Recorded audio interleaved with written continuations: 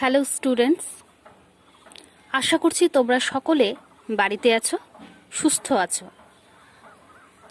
আগের ক্লাসে আমি বোর তত্ত্ব থেকে এনতম কক্ষপথের ব্যাসার্ধ নির্ণয় করা দেখিয়েছিলাম। আজ এনতম কক্ষপথে আবর্তনশীল ইলেকট্রনের গতিবেগ নির্ণয় করা দেখাবো। আচ্ছা, বোর তত্ত্বের প্রথম স্বীকার্যতে কি ছিল? mvr nh/2π। mvrটা কি ছিল? ইলেকট্রনের কৌণিক ভরবেগ। সেটা আমি লিখেছি, দেখো। আর এখানে আমি একটা ডাটা লিখেছি, r n²h²/4π² mze²। এটা আমি কোথা থেকে পেয়েছি? আগের দিন নির্ণয় করা শিখিয়েছি। তাহলে এইটা থেকে আমি কি লিখতে পারি?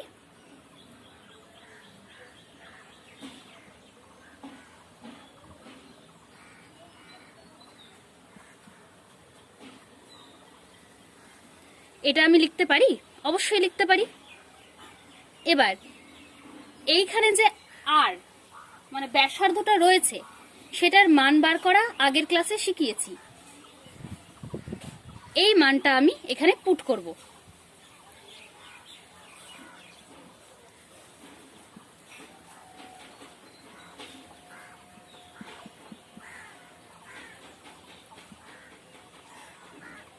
এই মানটা বসালে কি হবে?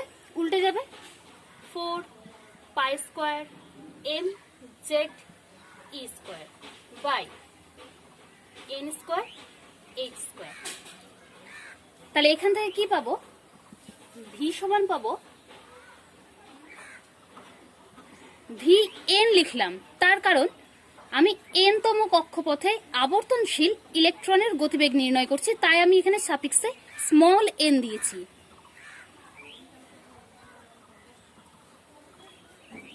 থাকছে পাই পাই কেটে যাচ্ছে, একটি পাই থাকছে, NH এর সাথে NH কেটে যাচ্ছে, একটা N আর একটা H থাকছে। তাহলে আমি আলটিমেট কি পাচ্ছি?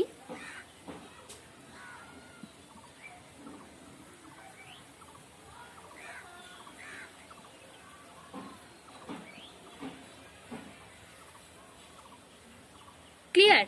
এইভাবে আমি VN মানে ইলেকট্রনের গতিবেগ নির্ণয় করতে পারবো। ক্লিয়ার? এইবারে আমি নির্ণয় করব V1 এবং VN এর মধ্যে সম্পর্ক। VN হচ্ছে এনতম কক্ষপথে ইলেকট্রনের গতিবেগ, আর V1 মানে প্রথম কক্ষপথে ইলেকট্রনের গতিবেগ। এখনই নির্ণয় করলাম VN = 2πze²/nh। তাহলে V1 সমান কি হবে দেখি।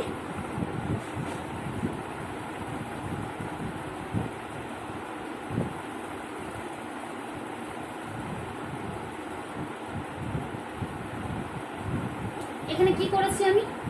z সমান 1 করেছি এবং n সমান 1 করেছি। প্রথম কক্ষপথ, তাই n এর মান 1 হবে, আর আগেই বলেছিলাম z এর মান 1 হবে। এর আগে যেটা ক্লাস নিয়েছিলাম সেটাতেই বলেছিলাম। এবার vn এবং v1 এর যদি অনুপাত নির্ণয় করি তাহলে কি হবে দেখো।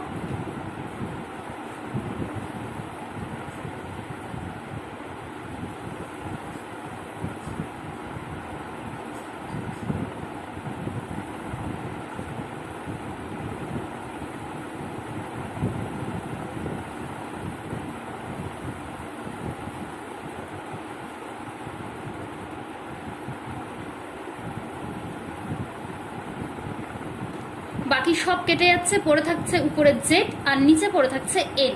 তাহলে vn, এখান থেকে vn সমান কি লিখতে পারি?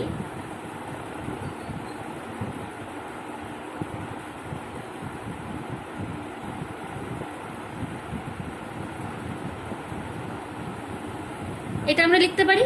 তাহলে vn সমান কি হলো? vn = v1 × z/n। এই রিলেশনটা মনে রাখতে হবে, এখান থেকে বিভিন্ন প্রবলেম আসে।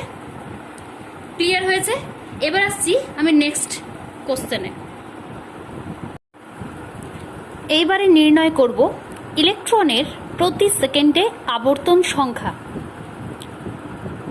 ধরে নিচ্ছি ইলেকট্রনটি n-তম কক্ষপথে আবর্তন করছে, তাহলে এখন আমরা Vn আর Rn এর মান জানি। Vn হচ্ছে n-তম কক্ষপথে ইলেকট্রনের গতিবেগ, Rn হচ্ছে n-তম কক্ষপথের ব্যাসার্ধ। এই দুটো ডাটা আমরা জানি। তাহলে আবর্তন সংখ্যা সমান কি জানি আমরা, আমি লিখছি দেখো।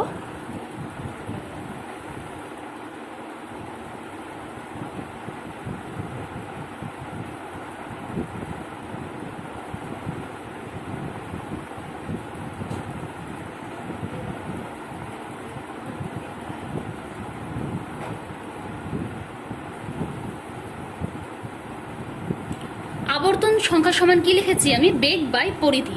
এখানে তো আমার বেগ জানা কিন্তু পরিধিটা অজানা, তাহলে এখন আমাকে আগে পরিধিটা বার করে নিতে হবে। দেখো পরিধি সমান কি হচ্ছে,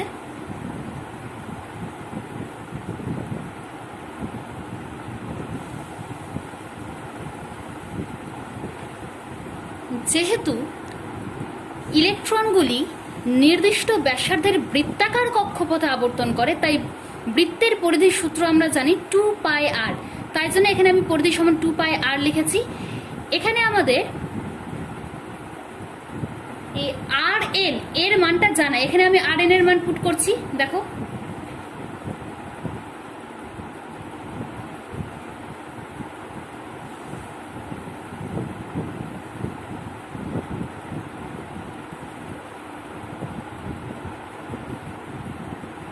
তাহলে এখান থেকে কি লিখতে পারি,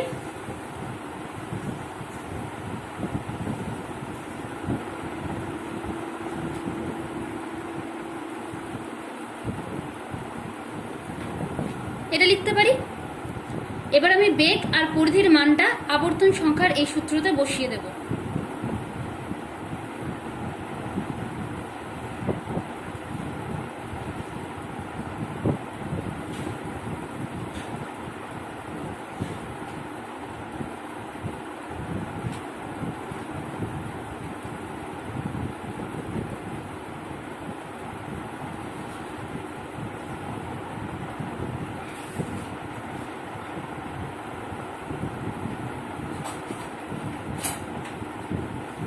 তাহলে আমরা আবর্তন সংখ্যা সমান কি পাচ্ছি, 4π² mz² e⁴/n³ h³। তাহলে এখান থেকে আমরা আবর্তন সংখ্যা সহজেই নির্ণয় করতে পারবো। ক্লিয়ার? এবারে আমি নির্ণয় করব ইলেকট্রনের মোট শক্তি। মোট শক্তি কি করে হবে, ইলেকট্রনের শক্তি E n দিয়ে প্রকাশ করেছি ইকুয়াল টু, মোট শক্তি কখন হবে, যখন গতিশক্তি আর স্থিতিশক্তি যোগ করব। গতিশক্তি ইকুয়াল টু হলো 12 mv², যেখানে m হচ্ছে ইলেকট্রনের ভর, v হচ্ছে ইলেকট্রনের গতিবেগ, আর স্থিতিশক্তির মান লিখেছি -ze²/r। এইটা কোথা থেকে পেলাম, তোমাদের এখনো এটা অজানা। এখানে আমি লিখেছি ইন্টিগ্রেশন, এই চিহ্নটাকে বলে ইন্টিগ্রেশন বা সমাকলন চিহ্ন, ইন্টিগ্রেশন x dx। এটার সূত্র হয় x এর পাওয়ার কিছু নেই মানে কি আছে, 1 আছে, তার সাথে পাওয়ারের সাথে 1 যোগ করতে হয়, আর নিচে একই জিনিসই লিখতে হয়। তাহলে x এর পাওয়ারে যদি 1 থাকে তাহলে লিখবো 1 + 1 বাই দিয়ে ওই 1 + 1টা আবার নিচে লিখতে হবে 1 + 1। এটা হচ্ছে এর বার করার নিয়ম। তাহলে এখান থেকে কি পাবো, 1/2 × x² লিখতে পারি। একই রকম ভাবে আমি এইটা নির্ণয় করা দেখিয়েছি। এখানে দেখো ইন্টিগ্রেশন r = r আর r = এই লিমিটের মধ্যে রেখেছি।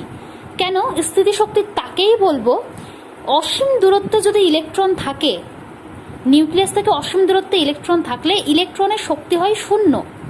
এবার ওই ইলেকট্রনটাকে নিউক্লিয়াসের কাছে আনতে যে পরিমাণ কার্য করা হয় সেটাকেই বলে স্থিতিশক্তি। তাহলে যদি অসীম দূরত্ব থেকে ইলেকট্রনটাকে নির্দিষ্ট দূরত্বের মধ্যে আনি, ধরলাম নিউক্লিয়াস থেকে r দূরত্বে এনেছি, ছিল ইনফিনিটিভে মানে অসীম দূরত্ব ছিল, আসছে r দূরত্বে, তাই জন্য আমি এই লিমিটটা লিখেছি। তার জন্য কার্য করা হয় ze²/r², আর এটার ইন্টিগ্রেশন করব, তাই দিয়েছি dr। বললাম এখানে জেড আর ই স্কোয়ার এটা হচ্ছে ধ্রুবক রাশি, তাই এটাকে বাইরে লিখেছি।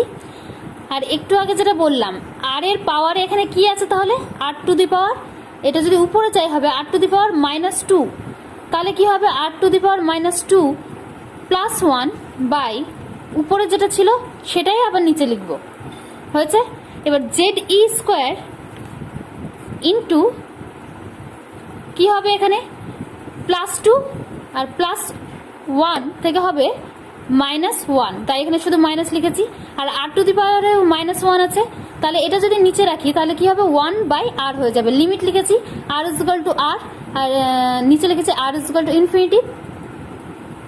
এখানে যদি মানগুলো বসাই জেড ই স্কোয়ার যেমন ছিল সেরকম থেকে যাবে, আর এর মান বসিয়েছি, তাহলে কি হবে এখানে 1/rই থাকবে। আর যদি ইনফিনিটিভ বসায় আর এর জায়গায় তাহলে কি হবে 1/∞, মানে এর মানটা 0-র কাছাকাছি হবে, তাই আমি এটা উপেক্ষা করেছি। তাহলে স্থিতিশক্তির মান কি হলো -ZE²/r, তাই আমি এটা এখানে লিখেছি। এতটা বোঝা গেছে। এবার আমি ওই দিকের পার্টটা মুছে দিচ্ছি।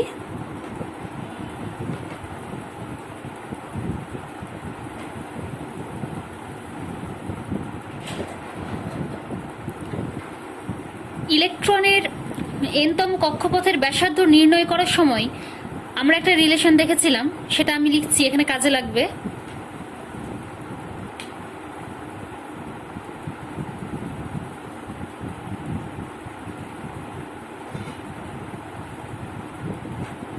দেখো সম্পর্কটা চেনা চেনা লাগছে না? কি ছিল, একটা অভিকেন্দ্র বল এবং একটা অপকেন্দ্র বল দুটি হবে সমান। এখান থেকে আমি v² এর মান বার করব, কত হবে?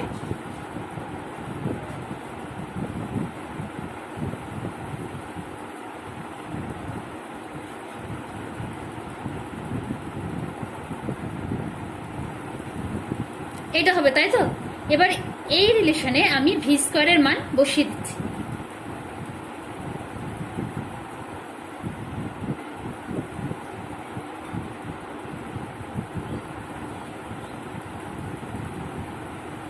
এখানে প্লাস মাইনাসে মাইনাস হয়ে যাচ্ছে, তাই মাইনাস লিখেছি।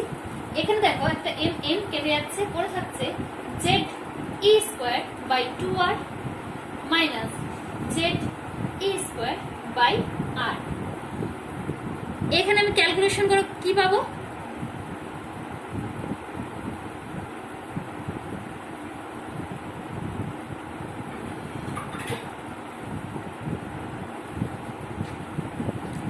এইটা পাবো, তাই?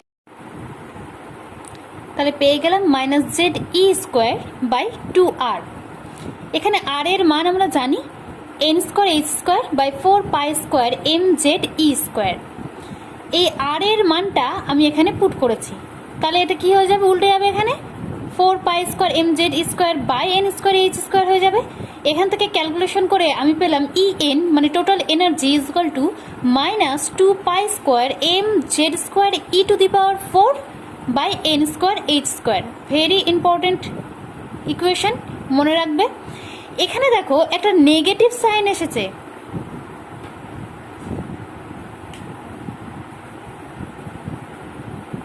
খেয়াল করেছো তোমরা? এখানে নেগেটিভ সাইন এসেছে। এখানে নেগেটিভ সাইনের অর্থ কি?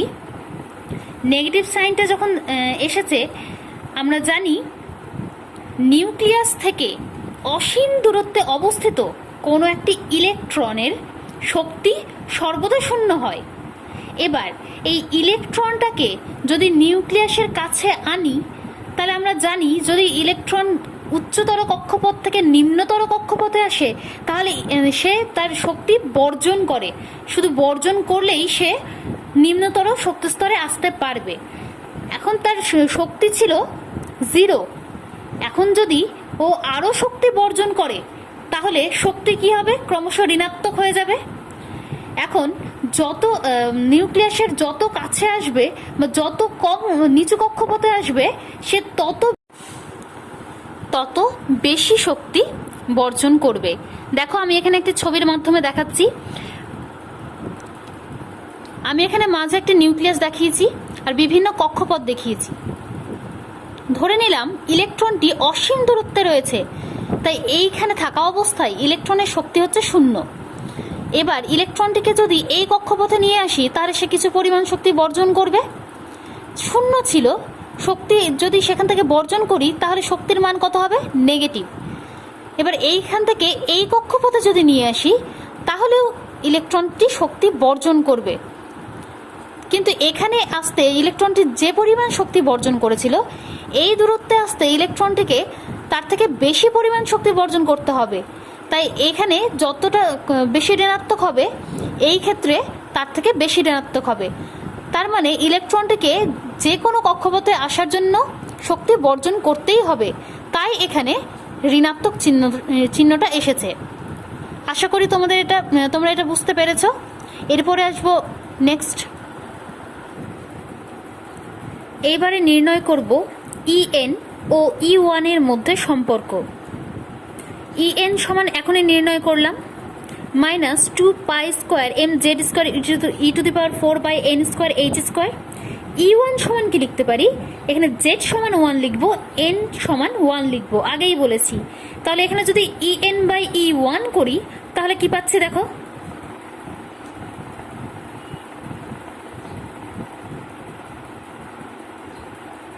তাহলে পাচ্ছি z²e⁴/n²h²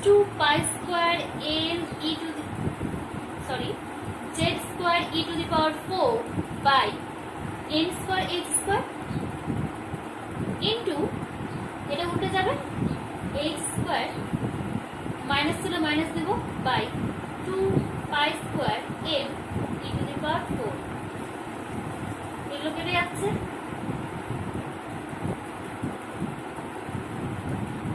h² কেটে গেল। এখানে মাইনাসে মাইনাসে কি হয়ে যাবে? প্লাস হয়ে যাবে। তাহলে পড়ে থাকবে en/e1 z²/n²। এখান থেকে আমরা সহজেই লিখতে পারি e1 ইন্টু z²/n²।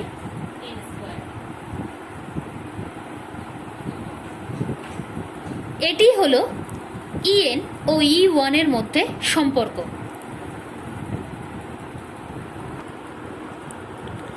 এইবারে বোরের তত্ত্ব থেকে রিকবার্ট সমীকরণ নির্ণয় করা শিখব। এর আগে জেনেছি H nu is equal to E two minus E one, মানে শক্তির যেটা পরিবর্তন ইজকাল টু এইচ নিউ, ন্যূনতম যে শক্তি, এটা কোথায় পেয়েছিলাম ভেবে দেখবে। H nu is equal to E two, যেটার মান ই2টা হচ্ছে উচ্চতর কক্ষপথের শক্তি, ই1 হচ্ছে নিম্নতর কক্ষপথের শক্তি। শক্তির মান বার করেছি তাই এখানে লিখেছি, যেটা নেগেটিভ সাইন দিয়ে লিখেছি। আর ই1 এর মানটাও নেগেটিভ হবে, নেগেটিভ আর নেগেটিভ মিলে হয়ে গেছে পজিটিভ, তাই এখানে পজিটিভ লিখেছি, মানটা একই লিখেছি। এখানে দেখো জেড টার্মটা অনুপস্থিত, জেড টার্মটা নেই। কেন নেই? রিকবার্ট সমীকরণ আমরা হাইড্রোজেনের ক্ষেত্রে নির্ণয় করেছিলাম, তাই আমি এখানে রিকবার্ট সমীকরণের জন্য হাইড্রোজেনই ব্যবহার করব। হাইড্রোজেনের ক্ষেত্রে জেড এর মান 1, অর্থাৎ ইলেকট্রন বা প্রোটন সংখ্যা 1, তাই এখানে জেড এর মান 1 বসিয়েছি। তাহলে আমি এখান থেকে কি লিখতে পারি? H nu is equal to 2π² m e⁴/h²টা কমন যায় দুটো থেকেই, আর আমি এটা লিখতে পারি ব্র্যাকেটের মধ্যে 1/n1² মাইনাস 1/n2² লিখতে পারি নিশ্চয়ই। লিখছি দেখো,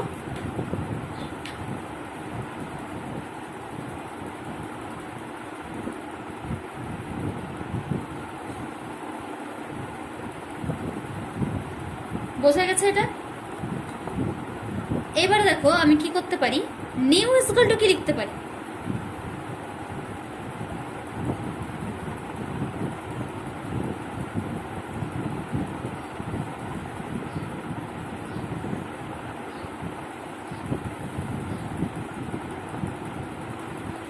এটা লিখতে পারি তো। এবার নিউ ইজকাল টু আমরা কি জানি? Nu is equal to c/λ।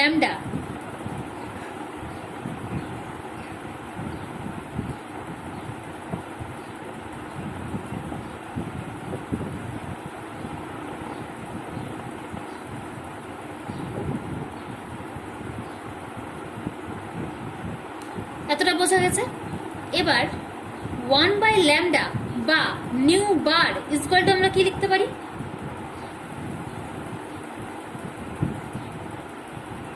C টার্মটা এদিকে চলে আসবে, তাহলে 4/CH3।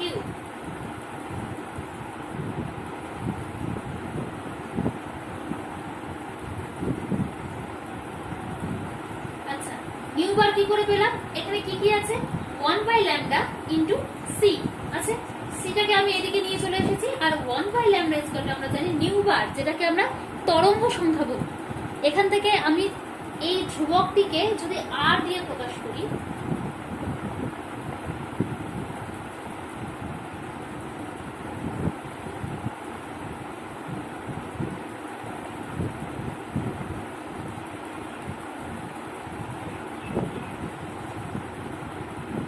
এর আগে যেটা রিডবার সমীকরণ দেখিয়েছিলাম আর এইটা দেখো সেম। আর এখান থেকে আর এর যে মানটা পাওয়া যাবে, ক্যালকুলেশন করে আর এর যে মানটা পাওয়া যাবে, সেটা দেখা গেছে এর আগে যে আমরা পরীক্ষালব্ধ মান পেয়েছিলাম আর এর, সেই মানের খুব কাছাকাছি। তাই জন্য এই বলা যায় বোরের তত্ত্বটা হচ্ছে বাস্তবসম্মত। তাহলে এখানে আর সমান কি? আর সমান আমি লিখতে পারি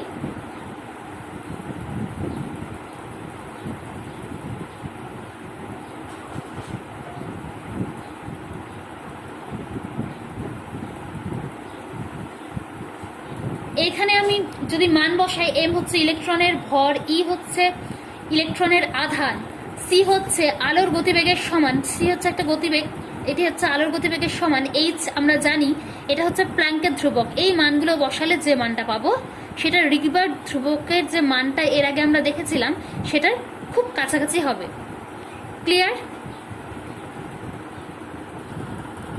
এবারে নির্ণয় করব হাইড্রোজেন পরমাণুর আয়নন বিভব। আগে জানতে হবে আয়নন বিভব কি। হাইড্রোজেন পরমাণুর ক্ষেত্রে N1 যদি 1 হয়, মানে প্রথম কক্ষপথ থেকে কোন একটি ইলেকট্রনকে N2 যদি ইনফিনিটি বা অসীম হয়, অর্থাৎ প্রথম কক্ষপথ থেকে অসীম দূরত্বে একটি ইলেকট্রনকে নিয়ে যেতে যে পরিমাণ শক্তির প্রয়োজন তাকেই বলবো হাইড্রোজেন পরমাণুর আয়নন বিভব। এখানে আমি শক্তি লিখেছি যেটাকে এইচ নিউ, একটু আগে এই সমীকরণটা দেখেছিলে, H new equal to 2π²m e⁻⁴/h²। এখানে 1/n1² মাইনাস 1/n2²। এখানে আমি মান বসাবো, আমি বললাম প্রথম কক্ষপথ থেকে, তাহলে এখানে n1 ইকুয়াল টু কি হবে? 1 হবে, n2 ইকুয়াল টু ইনফিনিটি হবে। দেখো আমি বসাচ্ছি,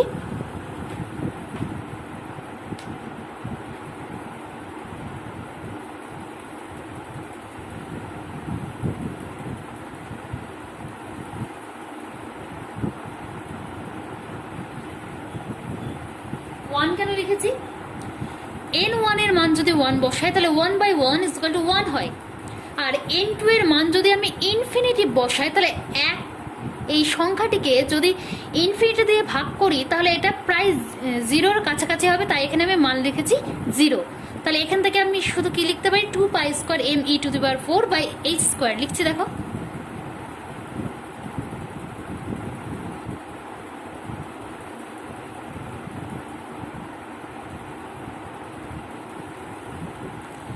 এখানে সবগুলোর মান যদি বসাই, যেমন ইলেকট্রনের ভর m, ইলেকট্রনের আধান ই এবং এইচ প্ল্যাঙ্কের ধ্রুবক, এই মানগুলো বসালে আমি একটি মান পাবো। সেটা আমি একবার লিখে দিচ্ছি, মান না বসিয়ে দেখো।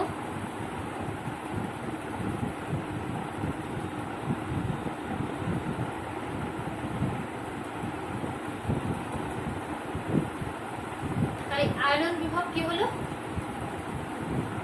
1312 কিলোজুল পার মোল। ক্লিয়ার হয়েছে? এইবারে আমি বোর তত্ত্ব থেকে হাইড্রোজেন বর্ণালীর ব্যাখ্যা দেখাবো কি করে করা যায়।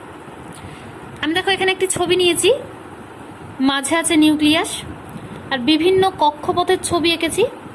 এখানে প্রথম কক্ষপথ, তাই n=1, n=2 এইভাবে আমি দিয়েছি, n=6 অবধি। হাইড্রোজেনের বর্ণালীতে 6টি সারির সম্পর্কে আমরা জেনেছিলাম, লিম্যান, বামার, ব্র্যাকেট, ফান্ড, এইসব বিভিন্ন রকমের 6টি সারি দেখেছিলাম। এটা কি করে ব্যাখ্যা করা যায় দেখো। ধরি কিছুটা হাইড্রোজেন গ্যাস নেওয়া হলো, এবার ওই হাইড্রোজেন গ্যাসের মধ্যে শুধু কি হাইড্রোজেনের একটি পরমাণু বর্তমান থাকবে? জানি অসংখ্য হাইড্রোজেন পরমাণু ওই হাইড্রোজেন গ্যাসের মধ্যে বর্তমান থাকবে। এবার সেই হাইড্রোজেন গ্যাসের মধ্যে যদি আমি বাহ্যিক শক্তি প্রয়োগ করি, তাহলে হাইড্রোজেনের পরমাণুগুলি উত্তেজিত অবস্থায় থাকে, তাই তো? এবার সেই গ্যাস থেকে যদি আমি বাহ্যিক শক্তিটা সরিয়ে নিই, তাহলে কি হবে? উত্তেজিত অবস্থায় ছিল, আমি বাহ্যিক শক্তি সরিয়ে নিয়েছি, তাহলে কি হবে? সেই হাইড্রোজেনের ইলেকট্রনগুলি উচ্চতর কক্ষপথ থেকে শক্তি বেরিয়ে যাওয়ার জন্য নিম্নতর কক্ষপথে এসে উপস্থিত হবে, তাই তো? এখন ধরলাম এই কক্ষপথে কিছু ছিল, ইলেকট্রন প্রথম কক্ষপথে এলো, এই কক্ষপথে ছিল, প্রথম কক্ষপথে এলো। এইভাবে যদি বিভিন্ন কক্ষপথ থেকে প্রথম কক্ষপথে এসে ইলেকট্রনগুলি উপস্থিত হয়, তাহলে কি সারির সৃষ্টি হবে? লিম্যান সারির। বামার সারি কি হবে? যদি উত্তেজিত অবস্থায় থাকে ইলেকট্রনগুলি দ্বিতীয় কক্ষপথে এসে উপস্থিত হয়, তাহলে হবে বামার সারি। ব্র্যাকেট সারি একই রকম, যদি উচ্চতর কক্ষপথ থেকে 3 নম্বর বা তৃতীয় কক্ষপথে এসে উপস্থিত হয়, তাহলে সেটা হবে ব্র্যাকেট সারি। এইভাবে আমরা বিভিন্ন সারির ব্যাখ্যা বোর তত্ত্ব থেকে সহজেই করতে পারছি। ক্লিয়ার হয়েছে? এইবারে বোর মডেল কতটা সফলতা অর্জন করেছে বা কতটা সাফল্য হয়েছে আর এর কি কি ত্রুটি রয়ে গেছে এই সম্পর্কে আমি একটু বলি। সাফল্য দেখো, এর আগে আমরা পরমাণু স্থায়িত্ব সম্পর্কে কোনো ব্যাখ্যা পাইনি, যেটা বোরের পরমাণু মডেল থেকে আমরা জানতে পারছি। কি করে জানতে পারছি? ইলেকট্রনগুলি সম্পর্কে জেনেছি, ইলেকট্রনগুলি কখনো পরমাণু নিউক্লিয়াসে এসে পড়বে না, নির্দিষ্ট ব্যাসার্ধের বৃত্তাকার কক্ষপথে আবর্তন করবে, যেটা বোর বলেছে। তারপর বলেছেন হাইড্রোজেনের রেখা বর্ণালী সম্পর্কে আমরা ব্যাখ্যা পেলাম, যেটা এখনই আমি বললাম। তারপরে ইলেকট্রন যে নির্দিষ্ট ব্যাসার্ধের বৃত্তাকার কক্ষপথে আবর্তন করছে, সেই ব্যাসার্ধ সম্পর্কে এর আগে আমরা কোনো ধারণা পাইনি, যেটা আমরা এখন বোর মডেল থেকে পেলাম। ইলেকট্রনের গতিবেগ সম্পর্কে জানতে পেরেছি, এবং মুখ্য কোয়ান্টাম সংখ্যা যেটা এন, এই যে বিভিন্ন কক্ষপথ, এই মুখ্য কোয়ান্টাম সংখ্যা সম্পর্কে আমরা ধারণা পেয়েছি। ইলেকট্রনের শক্তি আমরা নির্ণয় করা শিখেছি, এবং সর্বশেষ একটু আগে যেটা করালাম, রিগবার্ড ধ্রুবকের মানও আমরা জানতে পেরেছি। তাহলে এগুলো তার মডেলের সাফল্য। ত্রুটি কি কি বলতে পারি? তিনি যেসব ডাটা দিলেন, যেগুলো ব্যাখ্যা করতে পারলাম, সেগুলো সবই দেখলাম হাইড্রোজেনের ক্ষেত্রে অথবা এক ইলেকট্রন বিশিষ্ট কণার ক্ষেত্রেই প্রযোজ্য। এইটি গেল তার একটি ত্রুটি। এছাড়াও আরও ত্রুটি আমি বলতে পারি, তিনি একটি সমীকরণ দিয়েছিলেন স্বীকার্য 1-এ mvr=nh/2π। এটার কোনো তাত্ত্বিক ভিত্তি তিনি দেননি, শুধুমাত্র আমরা এই সূত্রটাই জেনেছি। এটা কোথা থেকে আসলো, কিভাবে কি হলো, এটা আমরা জানতে পারিনি। আরও একটা ত্রুটি বলি, বর্ণালী বীক্ষণ অতি ক্ষুদ্রাতি ক্ষুদ্র আণুবীক্ষণিক বা উচ্চ ক্ষমতা সম্পন্ন বর্ণালী বীক্ষণের দ্বারা তার তত্ত্বটা সহজে ব্যাখ্যা করা যায় না। এগুলি গেল তার মডেলের ত্রুটি। এবারে আসছি ইলেকট্রনের দ্বৈত সত্তা, এই সম্পর্কে আমরা জেনেছি এর আগেই। এবারে বিজ্ঞানী ডি ব্রগলি ইলেকট্রনের দ্বৈত সত্তা সম্পর্কে একটি সূত্র প্রদান করেছেন। ইলেকট্রনের দ্বৈত সত্তা মানে তিনি ইলেকট্রনের দুটি ধর্মকে কাজে লাগিয়েছেন, একটি কণা ধর্ম, একটি তরঙ্গ ধর্ম। এই দুটো ধর্মের সমন্বয়ে তিনি একটা সমীকরণ দিয়েছেন, λ=h/mv=h/p। mvটা হচ্ছে ইলেকট্রনের ভরবেগ, পিও হচ্ছে ইলেকট্রনের ভরবেগ। এখানে আমি শুধু mvটাকে p দিয়ে রিপ্লেস করেছি। তাহলে আমি এখান থেকে, এটা হচ্ছে ডি ব্রগলির দেওয়া সমীকরণ, মনে রাখতে হবে ভালোভাবে। এটা এই সমীকরণ থেকে অনেক অঙ্ক আসে। তাহলে আমি এখান থেকে লিখতে পারি ল্যামডা ভ্যারিয়েসেস 1/mv লিখতে পারি, মানে তরঙ্গ দৈর্ঘ্য ভ্যারিয়েসেস 1/ভরবেগ। তার মানে তরঙ্গ দৈর্ঘ্য এবং ভরবেগ পরস্পর ব্যস্তানুপাতিক সম্পর্কে রয়েছে। এবারে দেখো প্ল্যাঙ্কের কোয়ান্টাম তত্ত্বটা আমরা জানি কি ছিল, E equal to H nu বা equal to H C by lambda লিখতে পারি। আর আইনস্টাইনের সমীকরণ আমরা কি জানি, E equal to M C square. এখানেও ই এর মান পাচ্ছি, এখানেও ই এর মান পাচ্ছি, তাহলে দুটোকে যদি আমি কম্পেয়ার করি তাহলে আমি কি লিখতে পারি, দেখো লিখছি।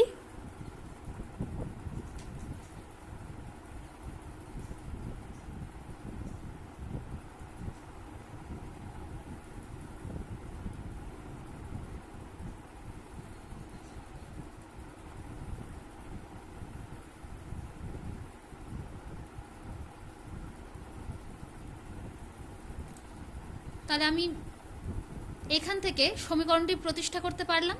এখানে আমি সি লিখেছি, সিটা হচ্ছে আলোর গতিবেগ। এখানে আলো ছাড়া অন্য কোনো যদি কণা থাকে তাই জন্য তাহলে এখানে আমি ভি লিখতে পারি। দেখো আগের সমীকরণ আর এই সমীকরণ দেখো সেম হয়েছে, তাহলে প্রতিষ্ঠা হলো সমীকরণটি। এইবারে আমি কক্ষপথের পরিধি নির্ণয় করব। কোন কক্ষপথ, ইলেকট্রন যে কক্ষপথে আবর্তন করছে সেই কক্ষপথের পরিধি নির্ণয় করব। দেখো এখানে আমি দুটো সমীকরণ লিখেছি। mvr = nh/2π, সেটা কোথা থেকে পাচ্ছি, বোরের স্বীকার্য 1 থেকে পাচ্ছি। আর এখন ডি ব্রগলি সমীকরণ থেকে আমি পেলাম λ = h/mv। এখান থেকে আমি কি লিখতে পারি, দেখো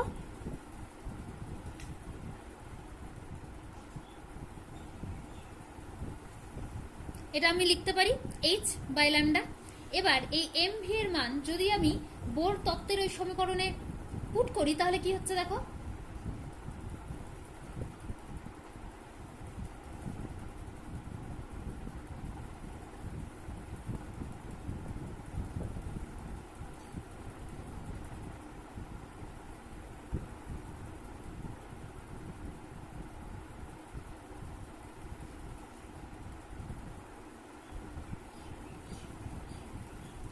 এটা পাবো তো 2πr।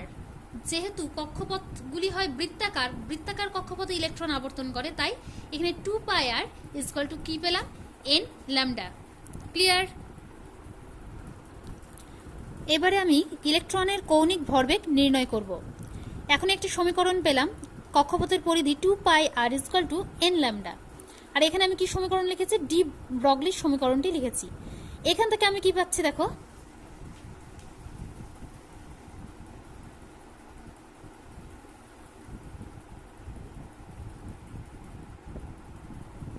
এবার এই ল্যামডার মানটা যদি আমি ডি ব্রগলি সমীকরণে পুট করি তাহলে কি হচ্ছে, দেখো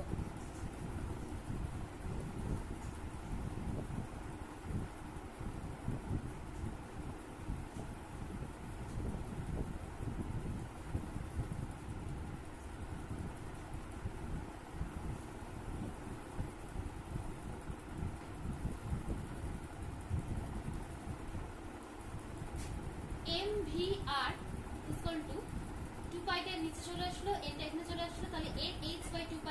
দেখো বোর তত্ত্বের যে কৌণিক ভরবেগ দেখেছিলাম ওই সমীকরণটা চলে এসেছে। তাহলে এখানে এইভাবে আমরা কৌণিক ভরবেগ নির্ণয় করতে পারবো। এবারে আমি ডি ব্রগলি সমীকরণের একটি ত্রুটি সম্পর্কে বলছি।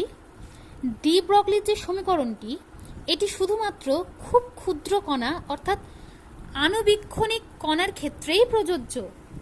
বড় বস্তু কণার ক্ষেত্রে এই সূত্রটি প্রযোজ্য নয়। কেন নয়? বড় বস্তুর ক্ষেত্রে তরঙ্গ দৈর্ঘ্য অর্থাৎ ল্যামডার মান এতটাই ক্ষুদ্র হয় যে সেটা আমাদের বিবেচনার বাইরে। তাই জন্য এটি হচ্ছে ডি ব্রগলি সমীকরণের একটি সীমাবদ্ধতা। আজ এই পর্যন্তই, পরের ক্লাসে দেখা হবে। সবাই ভালো থেকো, থ্যাংক ইউ।